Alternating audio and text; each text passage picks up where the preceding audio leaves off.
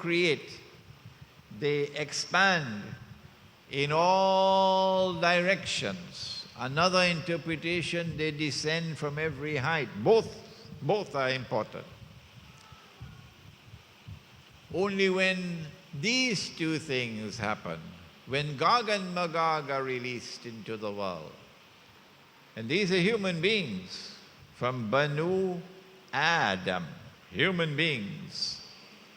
But these are human beings who have been endowed by the Creator with an indestructible power. Power. I have created, this is in Sahih Muslim, I have created creatures of mine so powerful that none but I can destroy them. And so when they are released into the world will experience something unique, something never experienced before on the stage of history. A people are going to emerge who will sweep aside everything. Every civilization will be swept aside. And with their indestructible power, they're going to take control of the world. And having taken control of the world, they're going to spread all around the world, procreating themselves. In other words, one global society is going to emerge. And it will be a global society of people who will, listen to the word, replicate the way of life of Gog and Magog. You know the phrase I've coined to describe that global society, don't you? I call it a blue jeans Jamaat. One way of life will take over the world. Which town is this? Which is the key to the understanding of tomorrow, the key to the understanding of the end of history. The last age is taking us somewhere. We want to know where it is. Which town is this? When we study the books of tafsir, the answer is not there. It could not have been there. No one could have answered it, because events had not as yet unfolded in the world. Remember, that ocean of knowledge and this ocean of knowledge must come together. Is there anything in the data which has come from Prophet Muhammad ﷺ by which we could identify that town? We go now to all the ahadith on Gog and Magog to see whether any town has been mentioned that is connected with them. And when we study all the ahadith, all the statements, all the data which has come from the Prophet ﷺ on Gog and Magog, we find only one town mentioned, only one. And it is Jerusalem. And so we are not placing our feet on shifting sand when we identify the town as Jerusalem, because we use a methodology which begins by looking at the ahadith. Yes, Jerusalem was destroyed by Allah. And the people of that town were expelled. They're Banu Israel, the Jews. I am using the term Banu Israel and Jews synonymously, but later on we'll have to be more careful and more explicit. They were expelled, the Israelites. And for 2,000 years, they could not return to reclaim that town as their own.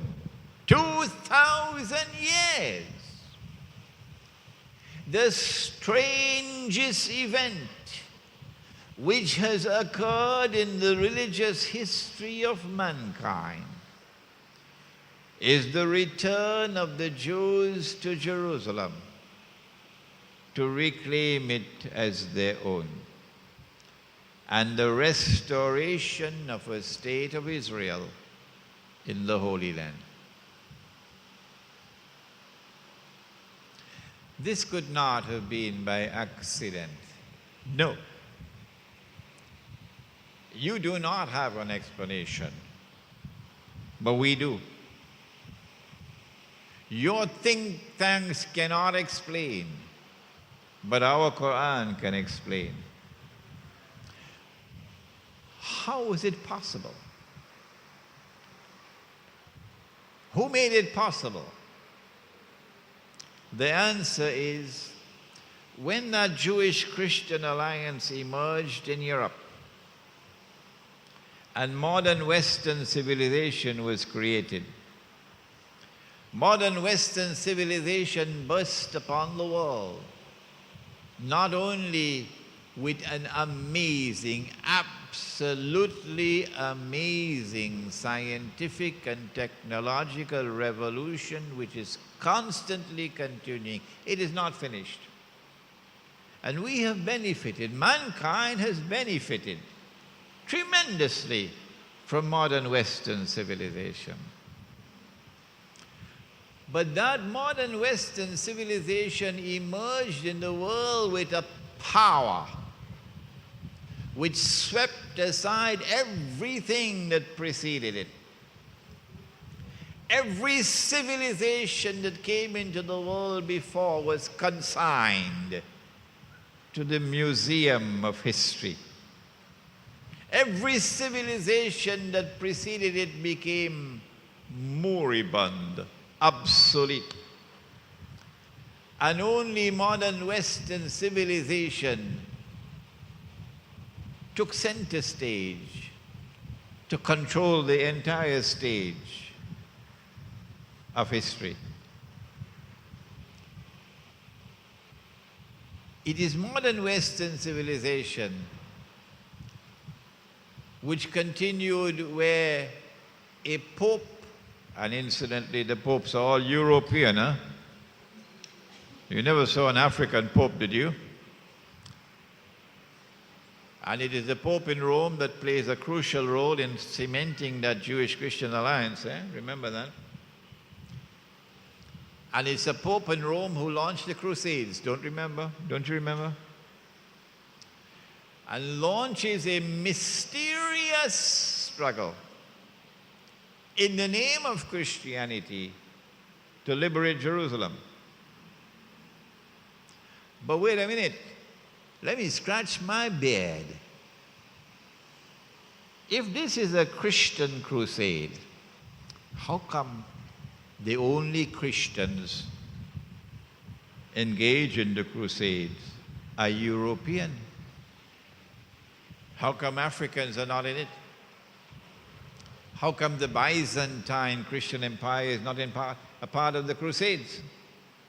How come when European crusaders passed through Byzantium, they fought and killed their own Christian brothers? How come? How come no other Christians in the world have this obsession to liberate Jerusalem? Why only Europe?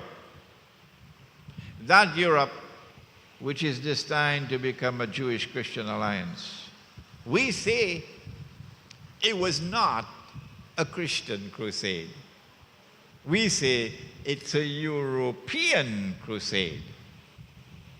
And they continued their struggle for 1,000 years until eventually the Jewish-Christian alliance emerges and modern Western civilization finally succeeds in 1970.